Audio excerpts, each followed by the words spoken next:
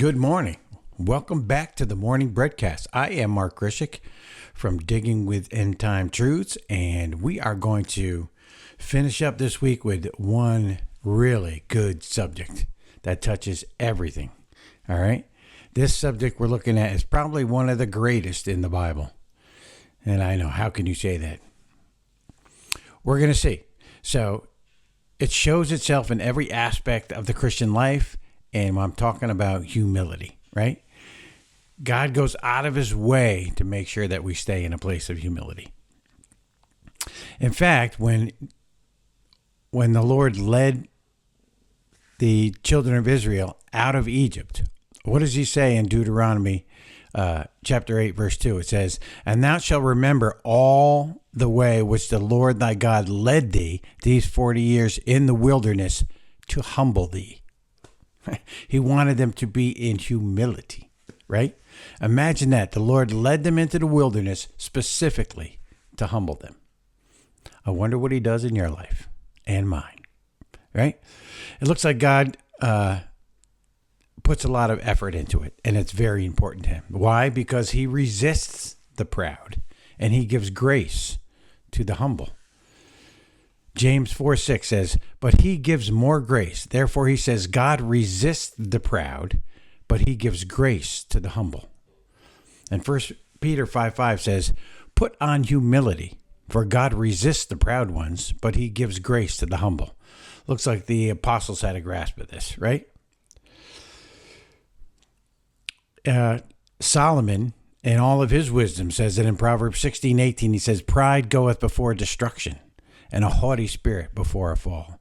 18:12 Proverbs says, "Before destruction the heart of man is haughty, and before honor is humility." And 22:4 from Proverbs says, "By humility the fear of the Lord are riches, and honor and life." Man, this thing, humility, is why is it with God that way? Well, what was the devil's great thing? Pride. He wanted to lift himself up and be above where God was. It was all pride. God despises it. And it is our downfall if we don't grasp this thing of humility. That's why if you're following through these teachings this week, you're beginning to see how this seed being planted in your heart and how the fruit that comes out of it. What's the fruit that Jesus expects to come out of it? The love, the joy, the peace, the patience, the kindness, the long suffering, the self-control. That all goes along with being a humble person, right? It's important that as we follow through with this heart of humility and keep ourselves humble, that's how God can work. That's when he lifts you up, right? I liken it to this saying: just do the right thing. God will take care of it. Just do the right thing. So I want to just leave that with you today. This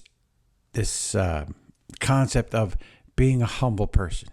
Does that mean be something that people just walk on all the time? No, it just means let God take care of it. Do the right thing, and God will lead you and guide you, and will take care of it.